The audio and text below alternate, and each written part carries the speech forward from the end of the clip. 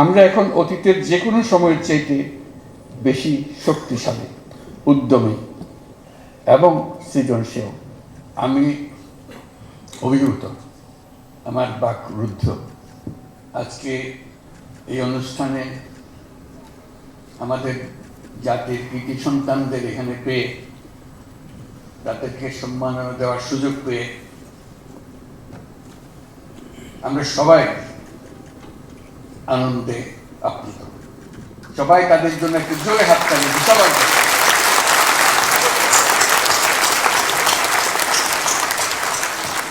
বিশেষ করে নারী ফুটবল টিমের জন্য।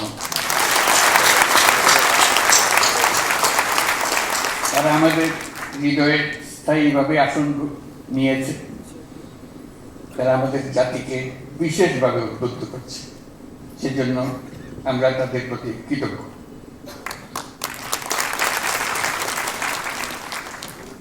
প্রিয় সুধীবৃন্দ,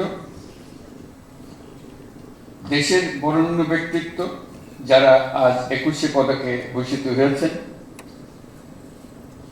তাদেরকে দেশবাসীর পক্ষ থেকে অভিনন্দন জানাচ্ছি। আপনাদের অবদানের জন্য জাতি বিশেষভাবে কৃতজ্ঞ। আপনারা জাতির পথ প্রদর্শক। আপনাদের অবদানে উদ্বুদ্ধ হয়ে জাতি দৃঢ় বিশ্বাসে জাতিপুঞ্জের মজলিসে ক্রমাগতভাবে উন্নততর অবস্থানে নিজেকে প্রতিষ্ঠিত করবে। গত বছরের 5ই আগস্ট ছাত্র শ্রমিক জনতার অভ্যুত্থানের মধ্য দিয়ে আমরা পেয়েছি এক নতুন বাংলাদেশ। এই বিজয়ের মধ্য দিয়ে সুযোগ এসছে এই নতুন বাংলাদেশ নির্মাণের। আজ এই পদক প্রদান অনুষ্ঠানে আমি গভীর শ্রদ্ধা করে স্মরণ করছি দেশমাতৃর জন্য বিভিন্ন লড়াই সংগ্রাম, 52 ভাষা আন্দোলন, 71-এর মহান মুক্তিযুদ্ধ এবং 24-এর গণ অভ্যুত্থানে যে সকল সাহসী ছাত্র শ্রমিক জনতা প্রাণ বিসর্জন দিয়েছেন এবং আহত হয়েছেন, তাদের সকলকে। দেশের পরিবর্তিত পরিস্থিতিতে এবারের অমর একুশে নতুন তাৎপর্য নিয়ে আমাদের সামনে উপস্থিত হয়েছে। আমরা জানি 21শে ফেব্রুয়ারি আমাদের আত্মপরিচয়ের অবিনাশী স্মারক।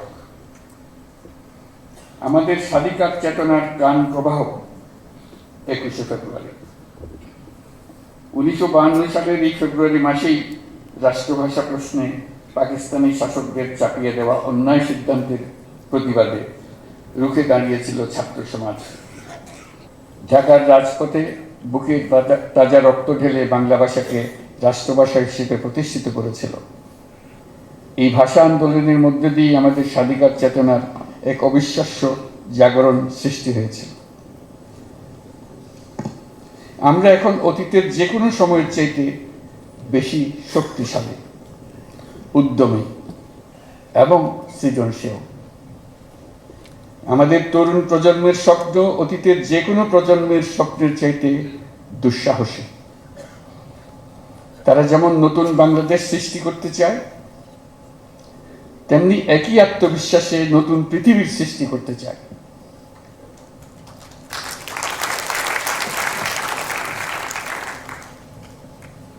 নতুন পৃথিবী সৃষ্টিতে তারা নেতৃত্ব দিতে চায়। সেই নেতৃত্ব দেওয়ার জন্য তারা প্রস্তুত। ছেলেরাও প্রস্তুত, মেয়েরাও প্রস্তুত।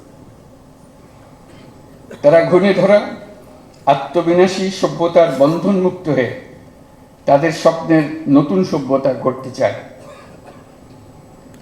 সেই সভ্যতার মূল লক্ষ্য থাকবে পৃথিবীর সকল সম্পদের উপর প্রতিটি মানুষের সমান অধিকার নিশ্চিত করা, প্রতিটি মানুষের স্বপ্ন দেখার এবং সেই স্বপ্ন বাস্তবায়নের সকল সুযোগ নিশ্চিত করা, মানুষের জীবনযাত্রাকে এমনভাবে গড়ে তোলা যাতে করে পৃথিবীর অস্তিত্ব কোনো রকমে বিঘ্নিত না হয় এবং পৃথিবীর উপর বসবাসরত সকল প্রাণীর সুস্বাস্থ্য নিয়ে বেঁচে থাকা কোনো রকমই বিঘ্নিত না হয়।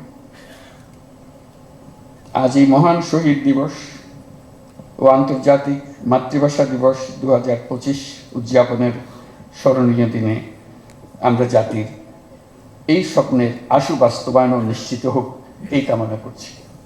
মহান আল্লাহ আমাদের স্বপ্ন বাস্তবায়নে সহায়ক হোক। ধন্যবাদ।